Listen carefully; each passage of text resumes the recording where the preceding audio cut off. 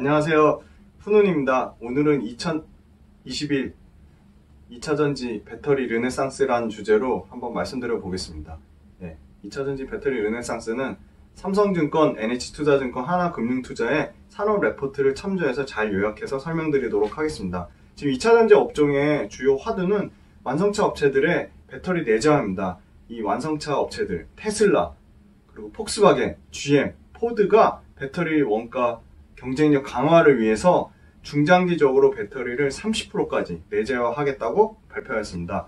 배터리 내재화의 목적은 외부 의존도 축소를 위해서 가격 협상력을 확보하기 위한 건데요. 현재 메탈 시세에 연동하는 배터리 가격 구조로는 전기차 완성차 업체에 되게 불리한 구조로 되어 있습니다. 그래서 전기차 완성차 업체가 이 배터리 원가 경쟁력에 대한 부담 때문에 가격을 전가시키지 못해서 전기차사 확대에 걸림돌로 작용하고 있습니다. 배터리는 전기차 원가 중에 30%에서 40% 가까이 높은 비중을 차지하기 때문에 배터리 가격 안정화가 핵심 선결 과제로 작용하고 있습니다.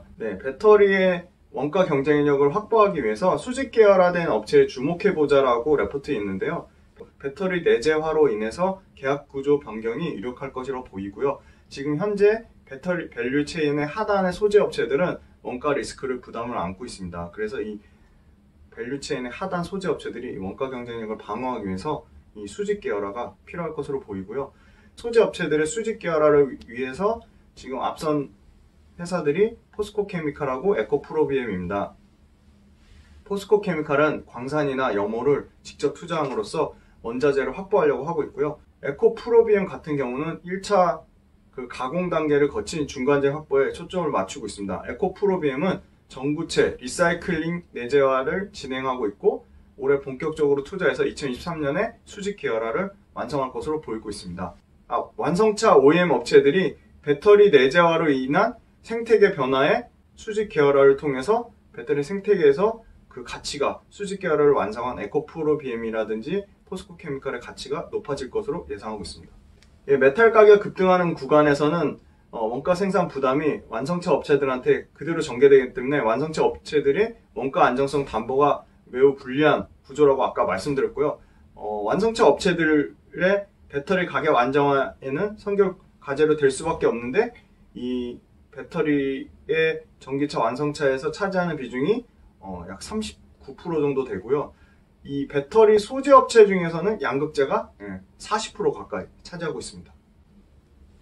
배터리 수직 계열화 관련돼서 에코프로비엠 좀 더 설명드리면 에코프로비엠은 에코프로 GEM이랑 에코프로 CNG라는 자회사가 있는데요. 에코프로비엠 GEM은 전구체를 제조하는 회사입니다. 전구체는 그냥 양극재를 만드는 핵심 소재라고 보시면 되는데 에코프로 GEM이 이 전구체를 작년에 15,000톤에서 올해 24,000톤, 2023년까지 48,000톤까지 생산 캐파 확대를 통해서 전구체 내재화율, 전구체를 자기네들 자체 생산하는 게 30%까지 올라갈 점입니다. 전구체 자체 생산하면 이 자체 생산된 전구체를 가지고 양극재를 만들기 때문에 원가 경쟁력이 상당히 좋아질 것이라고 보고 있고요. 이 리사이클링, 폐배터리 재활용하는 이 폐배터리 공급 계약을 에코프로 CNG라는 회사가 LG 에너지 솔루션이랑 이미 계약을 체결했거든요. 그래서 폐배터리 재계약 관련돼서 LG 에너지 솔루션과 이미 계약을 체결한 걸로 봤을 때 에코프로 CNG라는 자회사가 상당히 잘하고 있다. 그리고 에코프로 CNG는 셀로 치면 10GWh의 분량인 연 2만 톤 규모를 캐파 상업 가동을 앞두고 있고 4분기에 본격적으로 양산될 예정입니다. 글로벌 전기차 판매량은 4월 달에는 전년 대비 205% 증가한 17.5GWh를 기록했고요. 글로벌 시장 점유율은 역시 CATL이 36%, LG 에너지 솔루션이 24%, 파나소닉이 10%, BYD가 7% 정도 수준입니다. 지금 중국과 중국 시장 외의 점유율 차이가 상당히 큰데요. 먼저 중국부터 말씀드리면 상위 이 두 개사가 내수 시장에서 70% 넘게 압도적으로 비중을 차지했는데요. 4월달 기준으로는 이 전기차 전체 글로벌 시장에서 중국의 비중이 48%까지 전체 시장 대비 올라갔고요. CATL이 57%, BYD가 14%, LG 에너지 솔루션이 8%입니다. 그래서 BYD와 CATL의 점유율이 70%가 넘다는 게 특징이고요. 특히 CATL 같은 경우는 2016년에 21%에서 올해 1분기 기준으로 57%까지 확대되었습니다. 유럽은 한국이 지금 잘하고 있는데요. CATL이 계속 점유율이 올라오고 있지만 LG 에너지 솔루션이 누적 4월달 누적 기준으로 41%를 차지했습니다. CATL이 급격하게 지금 추격해와서 지금 16%까지 올라왔고요. 삼성 SDI가 15%, SK 이노베이션이 12% 수준입니다. 유럽의 점유율은 LG 에너지 솔루션이 작년 기준으로 43%, 그 다음에 파나소닉이 14%였는데 최근에 CATL이 작년과 대비했을 때 높은 점유율로 올라오고 있고 파나소닉이 상당히 좀 부진한 상황입니다.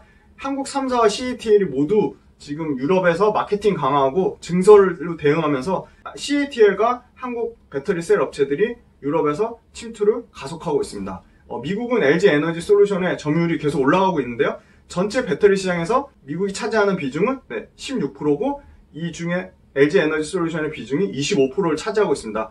지금 작년과 비교하면 LG 에너지 솔루션의 점유율이 가파르게 올라오고 있는데 GM하고 테슬라의 전기차가 신차가 계속 출시되면서 출하량이 증가함에 따른 것입니다.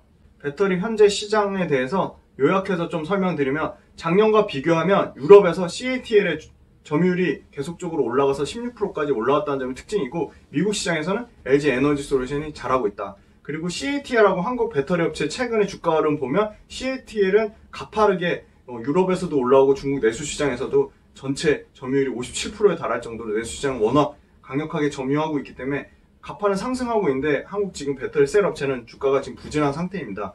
CATL이 유럽까지 점유율이 올라오면서 한국 업체 대비 높은 수익성이 있다고 판단하고 있는데요. 한국 배터리 3사가 미국 전기차 시장에서 점유율이 계속 상승하고 있다는 점, 그리고 글로벌 시장 점유율에서 회복되고 있다는 점이 앞으로는 하반기에는 좀 더 긍정적으로 보고 있고요. 하반기에 미국 전기차 보조금 집행, 그리고 탄소 배출 규제가 본격화된다는 점, 3분기에 삼성 SDI의 그 EV 부분이 흑자 전환될 가능성이 보면 배터리 대형주는 하반기에는 투자에 대한 그 메리트가 좀 올라갈 것이라고 보고 있습니다. 네, 배터리 소재 업체들은 지금 설비 구축을 진행 중에 있는데요. SK 이노베이션 같은 경우는 미국 조지아주의 3공장하고 4공장을 포드랑 배터리 합작법인 블루 오발 SK라고 발표했고요. 투자 규모는 약 6조고 연산 60GWh 수준입니다. 60GWh는 픽업 트럭 60만 대 수준이고요. LG 같은 경우는 LG 에너지 솔루션이 GM하고 배터리 합작법인 울티엄 셀을 설립했고 이 울티엄 셀은 4월 달에 미국 테네시에서 2조 6천억 규모의 투자를 발표했고 이 투자 규모로 치면 지금 1공장하고 2공장 합쳐서 1공장에 지금 70GW를 포함해서 약 140GW까지 2025년에 설비 투자, 캐펙스를 확대할 전망입니다. 배터리 업체들의 설비 투자가 증가하면 이 배터리 밑단에 있는 밸류체인 밑단의 소재 업체들의 구매 확대로 이어지고 소재 업체들이 다 올라가진 않고 생산 경쟁력을 갖춘 그리고 기술 경쟁 우위를 확보한 업체들로 소재 업체들 선별적으로 투자해야 될 것으로 보고 있습니다. 네, 양극재 에코프로비엠하고 LNF는 지금 다양한 하이니켈 양극재 판매 라인을 구축했고 글로벌 대표 배터리 기업사들을 고객으로 확보하고 있습니다. 특히 에코프로비엠 같은 경우는 2021년 생산량이 8.5만 톤에서 2023년에 14만 톤까지 약 70% 이상 생산량이 증가할 것으로 보고 있고요. LNF는 더 생산량 증가가 더 가파를 것으로 보고 있는데 21년에 4.6만 톤에서 2023년에 에코프로비엠과 동일한 14만 톤까지 확대될 전망입니다. 음극재는 배터리 수요 공급업체들의 비용량이라는 것은 단위 무게나 단위 부피당 차지하는 그 용량을 말하는데요. 이 실리콘 음극재 사용 확대를 전망을 하고 있는데 이녹스의 비상장 자회사 TRS라는 회사가 이 배터리용 실리콘 파우더 제조 회사인데 실리콘 음극재의 필수 소재로 이 실리콘용 파우더가 많이 포함될수록 배터리 성능 개선이 될 것이라고 보고 있기 때문에 배터리 성능 개선을 위해서 이녹스의 자회사인 이 TRS의 실리콘 파우더의 소재는 계속 늘어날 것이라고 보고 있고요. 실리콘 음극재 진출 기업이 많아질 것으로 예상하고 있습니다. 네, 전기차는 배터리 산업 성장의 핵심 키워드고요. 배터리 업체들은 전기차 수요에 대응하기 위해서 생산 능력하고 수주를 계속 확대하고 있습니다. 2025년까지 약 1690만 대, 시장 침투율은 20%까지 확대될 것이라고 예상을 하고 있습니다.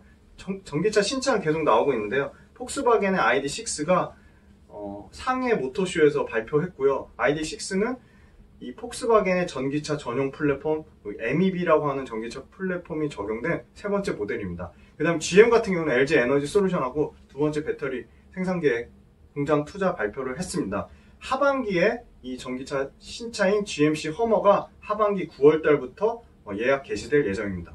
도요타는 BG란 전기차를 최초로 공개했고요. 2025년까지 이 BG 모델 7개를 포함해서 15개 신규 모델을 나올 예정이고요. 30년까지 수소차 200만 대를 포함한 이 전기차 친환경차를 800만 대까지 판매 목표를 세웠습니다. 신생 전기차 업체 루시드 모터스, 피스커, 리비앙도 신차를 계속 나올 것이라고 보고 있고요. 중국 같은 경우는 대표적인 리오토, 샤오펑 같은 회사들이 신차를 계속 나올 것이라고 보고 있는데, 이 중국 신생 전기차 업체들의 특징은 중국의 인터넷 기업과 자동차가 합작돼가지고 높은 자금력과 기술력을 동시에 보유했다는 특징이 있습니다.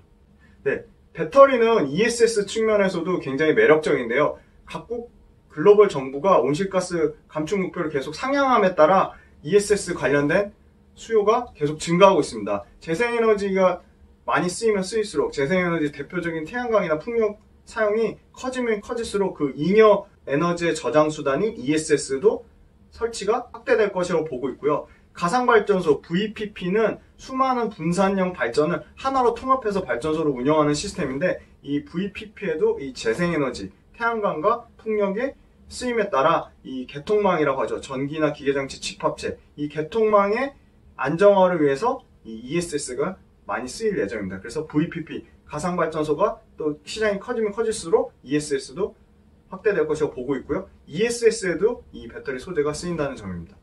네, 양극재는 2020년 기준으로 양극재 소재를 1.2kg으로 가정했을 때, 킬로와트아워당 1.2kg 가정했을 때 20년에 17만 톤에서 2025년에 137만 톤까지 약 8배 이상 증가할 예정이고요. 음극재는 킬로와트아워당 0.9kg을 가정했을 때 20년에 13만 톤에서 25년에 103만 톤, 약 8배 이상 증가할 예정이고, 전해액 같은 경우는 1kg을 가정했을 때 14만 톤에서 115만 톤까지 8배 이상, 양극재, 음극재, 그리고 전해액 모두 8배 이상 2025년까지 시장이 커질 전망입니다. 그만큼 생산 능력이 늘어날 전망이고, 분리막 같은 경우도 작년에 19억 메타제곱에서 25년에는 149억 메타제곱으로 8배 이상 수요가 증가할 전망입니다. 네, 배터리 소재의 성장은 배터리를 많이 쓰는 양만 커지는 게 아니라 배터리 크기가 커질수록 또 소재의 수요도 늘어난다는 점입니다.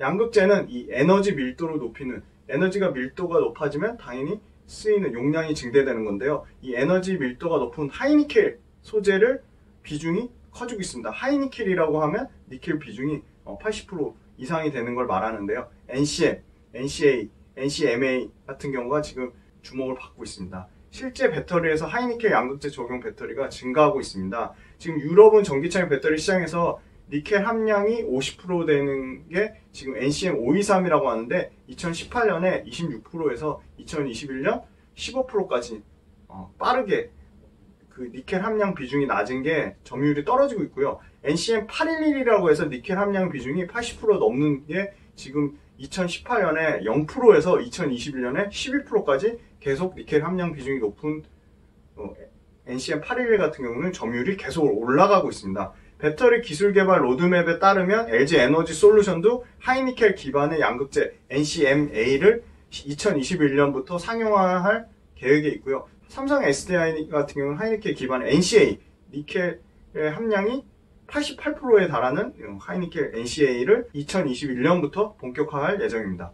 네, 선제적인 니켈 확보 움직임의 특징인데요. 양극재 시장에서 하이니켈이 크게 성장하기 위해서 배터리 수요 공급 업체들이 니켈 공급망 확보에 적극적으로 보이고 있습니다. 테슬라는 직접 다수의 광산 업체들과 니켈 공급 계약을 체결했고요. LG 에너지 솔루션도 인도네시아의 정부와 그 광산 관련 업체, 니켈 광산 채굴과 관련된 업체와 사업을 추진하고 있습니다. 향후 배터리 니켈 함량이 33%에서 90%까지 확대되면 에너지 밀도가 33%에서 90%까지 개선될 전망입니다. 배터리 생산 업체들 중에 코발트 사용을 배제하는 움직임이 보여지고 있습니다. 코발트는 이 채굴 과정에서 비윤리적인 문제로 지금 분쟁 광물로 지정된 바 있어서 코발트의 사용이 줄어들면 당연히 상대적으로 니켈 함유량은 올라갈 전망입니다. 코발트 가격이 무진장 비쌉니다. 43,000달러인데요. 리튬의 3.4배, 니켈에는 2.6배, 망간에는 32배에 달할 정도 상당히 고비용을 자랑하고 있는데 NCM 622 같은 경우는 배터리 메탈 원가의 36%의 비중을 차지하고 있습니다. 그래서 NCM 811로 갈수록 하이니켈로 갈수록 코발트의 비중이 줄어들고 코발트의 비중이 10% 밑으로 떨어지고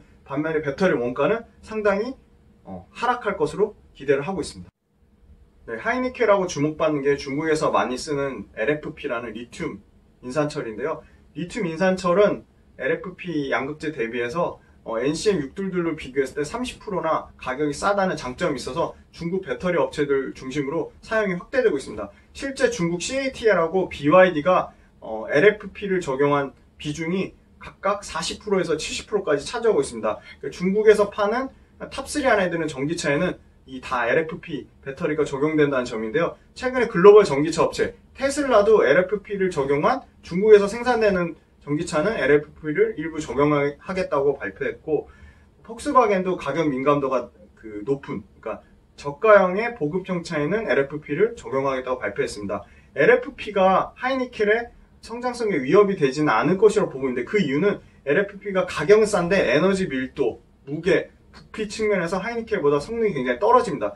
LFP 구체적으로 말씀드리면 에너지 밀도는 NCM 622과 비교해서 약 75%, NCM 811과 비교해서는 68%까지 그 에너지 밀도가 낮다는 점입니다. 네, 동일한 배터리 팩 기준으로 NCM 811 대비 무게는 52%, 부피는 86%까지 증가해서 전기차 내에 배터리를 저장할 수 있는 공간이 한정되어 있기 때문에 주행거리 개선을 위해서는 LFP 적용이 한계를 보일 것이라 보고 있고요. 글로벌 전기차용 배터리 시장에서 LFP 같은 경우는 2016년에 50%까지 올라갔다가 점유율이 작년 기준으로 16%까지 계속 하락하는 추세입니다. 네, 배터리 응급제의 주요 특성은 큰 용량을 갖춰야 되는데요. 이 비용량이라고 하는 단위 무게당 차지하는 전지의 용량을 말하는데, 이 비용량이 커지기 위해서는 실리콘계의 첨가물을 사용하는 것을 특징으로 하고 있습니다. 이 실리콘 응급제를 사용한 배터리를 선호하고 있는데요. 실리콘 응급제 생산 전략을 완성차 업체도 강화하고 있습니다. 포르쉐는 전기차용 배터리에 실리콘 응급제 사용을 확대하겠다고 발표했고요. GM 같은 경우는 실리콘 리치라는 응급제 적용 계획을 언급하였습니다. 한국의 3사 배터리 셀 업체도 이 기술 개발 로드맵에서 LG 에너지 솔루션 같은 경우는 응급제에서 실리콘 혼합 비율을 계속 높이겠다고 발표했고, 삼성 SDI도 2023년부터 실리콘 응급제를 적용하겠다고 발표하였습니다. 네, 실리콘 응급제의 문제점은 충방전 할 때 부피가 팽창하거나 수축하는 발생의 문제점을 어떠한 형태로 해결하냐면 리튬과 반응하는 입자 크기를 미세화함으로써 해결할 것을 보고 있는데, 이 리튬과 반응하는 금속인 활성산과 리튬과 반응하지 않는 비활성을 혼합으로 구성하는 복합제 형태로 제조 계획을 발표하고 있고요. 실리콘 응급제 같은 경우는 시장 점유율이 지금 1% 정도에 불과하지만 10년 안에 10% 이상까지 10배 이상 실리콘 응급제는 성장할 것으로 보고 있습니다. 고에너지 밀도 배터리가 사용이 확대될수록 안정성이 중요한 문제로 대두되고 있습니다. 고에너지 밀도의 배터리는 이 활물질하고 전해액하고로 부반응을 통해 열화 현상이 발생하는데, 이 열화가 구성재료 변질에 따라 어떤 품질의 저하 현상이 발생하는 건데, 이 열화 때문에 수명이 저하되는 문제가 발생하고 있습니다. 그래서 이 전해액을 통해서 고안정성 그리고 고출력을 특징을 보유한 이 전해액이 안정성하고 출력을 높이는 그런 소재로 리튬염이 많이 쓰일 것으로 기대를 하고 있습니다. 현재 전해액에 가장 많이 쓰이는 소재는 그 범용으로 LiPF6를 쓰고 있는데요. 이 특정 전해질을 단독으로 사용하기보다는 첨가제를 더해서 사용하고 있습니다. 첨가제는 전해액의 성격을 결정하는 물질로 양극용하고 음극용으로 구분되는데, 양극용 같은 경우는 양극의 구조를 안정화시키고 이 열화 현상을 억제하는 역할을 합니다. 네, 음극용 첨가제는 용매보다 먼저 분해돼서 음극의 막을 형성하는데, 이 음극용 첨가제가 수명을 향상시키고 발열을 줄이는 역할을 해서 배터리 용량을 유지하는 역할을 하고 있습니다. 이 장기적인 관점에서는 전해질의 성능은 지속적으로 개선되면 당연히 첨가제는 지속적으로 축소될 것으로 보고 있고요. 배터리 수요 공급 업체들이 이 고용량 그리고 이 하이니켈 배터리 같은 에너지 밀도가 높은 배터리를 씀에 따라 안정성 요구가 지속적으로 높아지면 당연히 다양한 전해질의 사용의 증가는 필수적으로 따라올 것이라고 보고 있기 때문에 첨보 같은 전해질 회사 굉장히 좋은 투자 모멘텀을 갖고 있다고 보고 있습니다. 네, 다음은 분리막하고 전해질인데요. 분리막은 이 내열성이 높은 세라믹 코팅 분리막이 대세가 되고 있습니다. 내열성이라는 것은 고온에 견디는 성질인데요. 이 내열성이 높은 세라믹 코팅 분리막을 SKI 테크놀로지가 잘하고 있습니다. 전해질 같은 경우는 안정성이 높은 리튬이온을 사용하는 첨보가 대표적인 전해질 회사로 주목받고 있습니다. 네, 분리막은 배터리 수요 공급 업체들이 이 분리막의 내열성을 확보하고 두께 박형화, 두께를 아주 얇게 만드는 습식 기반의 세라믹 코팅 분리막 사용을 선호하고 있는데요. 이 습식 기반 세라믹 코팅 분리막을 가장 잘하는 SKI 테크놀로지가 글로벌에 대한 노출도도 높고 수요가 계속 지금 아까 그 전기차 전체 배터리 현황에 말씀드린 수요 성장이 높은 중국이라든지 유럽에서 증설 스토리를 보유하고 있습니다. SKI 테크놀로지도 생산 능력이 21년에 연간 14억 메타제곱에서 23년에는 21억 메타제곱까지 50% 넘게 연간 생산 캐파 확대 계획을 가지고 있습니다. 다양한 이제 전기차 소재들, 배터리, 그 다음에 양극재, 음극재, 네, 전해질 설명드렸고, 전기차 판매 현황까지 말씀드렸고, 지금 전기차 관련된 최근에 그 구조적인 부분들을 말씀드렸는데요. 그래서 지금 이 배터리 소재 관련돼서 요 핵심 한 장의 표로 다 정리를 했습니다. 첨보부터 일진 머티리얼즈까지 지금 이 표 시가총액, 그리고 MDD, 그 다음에 2020년부터 2022년까지 매출액, 그리고 매출액 증가율, 2020년 영업이익부터 2022년까지 영업이익, 영업이익률, 영업이익 증가율, 그리고 부채 비율, 영업활동 현금으로. 이 외에 더 중요한 투자 지표는 많지만 최소한 요 정도는 보라고 말씀을 드린 거고요. MDD 같은 경우는 최고점 대비 얼마 주가가 빠졌냐는 점입니다. 지금 MDD에 지금 빨간색으로 표시해 놨는데요. 당연히 SKI 테크놀로지는 높은 공모가로 형성됐기 때문에 가장 지금 MDD 주봉 기준으로 했을 때 가장 하락폭이 높고요. 지금 5월 28일 지금 업데이트가 돼야 되는데 5월 28일 기준으로는 첨보, 그리고 LG화, 그리고 후성, E&D 같은 회사들이 약 20% 넘게 주가가 빠져서 지금 가격적인 메리트는 있다고 보고 있고요. 그 다음에 매출액 증가율로 봤을 때는 LNF는 약간 189% 올해 작년 대비 올해 성장할 것이라고 보고 있지만 약간 일회성적인 요인이 있다고 보고 있고, 첨보랑 에코프로비움이 50% 넘게 매출액 증가를 기대하고 있고요. 다음으로는 이제 그 동박 관련된 회사들, 동박 관련된 회사 솔루스 첨단 소재, 일진 머티리얼즈 정도가 40% 넘게 매출액 증가를 기대를 하고 있습니다. 영업이익 측면에서는 에코프로미 73%, 첨보가 한 61%, 그 다음에 LNF 같은 경우는 뭐 1000% 넘게 영업이익 증가를 할 거라고 보고 있는데, 이거는 이제 적자에서 흑자 전환하는 좀 일시적인 효과로 보고 있고, 생각보다 이 대주전자재료가 영업이익 증가율이 164% 상당히 높게 나올 것이라고 보고 있고, 포스코 케미칼도 135%까지 작년 대비 올해 영업이익 증가율이 나올 것이라고 보고 있습니다. LG화학도 114% 증가율 나올 것이라고 보고 있고, 또 SKC도 70% 넘게 점유율이 나올 것이라고, 영업이익 증가율이 나올 것이라고 보고 있습니다. 영업활동 현금 흐름은 굉장히 중요하게 보는 지표인데, 실제 영업을 통해서 돈을 벌어들인 게 얼마나 현금으로 갖고 있냐인데, 작년 대비 높은 증가율을 보이는 게 노란색으로 블라인드 처리된 첨보, 에코프로비엠, 이녹스, 대주전자재료, 솔루스 첨단 소재, 일진 머티리얼즈인데, 일진 머티리얼즈가 2배 넘게, 3배 넘게 지금 영업활동 현금을 통해 일진 머티리얼즈에 지금 현금이 들어올 것이라고 보고 있어서 빨간색으로 표시를 했고요. 지금 다소 부채 비율이 높은 회사는 SK 이노베이션이 좀 상당히 좀 높은 부채 비율 164%까지 보고 있고, SKC도 지금 178%까지 부채 비율 다소 높은 편입니다. 그래서 이 시가총액과 매출액 증가율, 영업이익 증가율, 부채 비율, 영업활동 현금 흐름을 다 고려했을 때 어디가 매력적이라고 보면 역시 첨보를 좀 가장 종합적으로 투자 지표상에 좀 좋게 보고 있고요. 주가도 많이 올라서 지금 주봉상, MDD 주봉상으로 약 13% 정도밖에 안 빠졌는데, 그럼에도 불구하고 양극재 생산 능력 1위를 자랑하는 에코프로비엠도 종합적인 매출액 증가율, 영업이익 증가율, 부채 비율, 영업활동 현금으로 고려했을 때 에코프로비엠도 상당히 매력적이라고 보고 있고요. 그 다음에 잘 알려지진 않았지만 이 이녹스, 아까 이녹스의 자회사 TRS가 이 실리콘 파우더, 실리콘 그 음극재 확대가 늘어날수록 당연히 자연스럽게 실리콘 관련된 이 음극재와 관련된 소재는 늘어날 것이라고 보고 있기 때문에 이녹스가 좀 숨겨진 이 2차전지 관련돼서 앞으로 성장 가능성이 높은 회사라고 보고 있습니다. 시가총액도 지금 1,700억대면 굉장히 좀 저평가되어 있다고 보고 있고요. 그리고 다음으로 동박 관련된 회사 중에서는 솔루스 첨단 소재를 굉장히 좋게 보고 있습니다. 솔루스 첨단 소재는 매출액 증가율이나 영업이익 증가율, 부채 비율, 그리고 영업활동 현금 흐름을 고려했을 때 상당히 안정적인 투자 지표상에서 고루 잘 발전돼 있고, 솔루스 첨단 소재는 2차전지 외에 OLED 소재라는 또 좋은 그 투자 모멘텀을 갖고 있어서 이 동박 관련돼서는 솔루스 첨단 소재 좋게 보고 있고, 그래서 첨보, 에코프로비엠, 이녹스, 그리고 솔루스 첨단 소재는 별도로 기업을 분석해서 그 기업 분석 자료를 또 한번 찍도록 하겠습니다.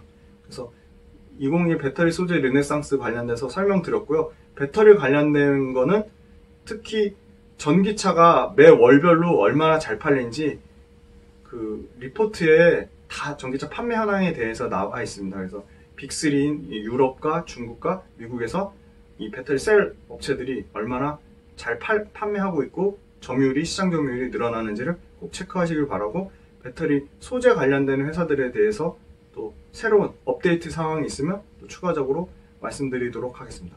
다음에는 다른 산업을 가지고 또 설명드리는 시간을 갖도록 하겠습니다. 감사합니다.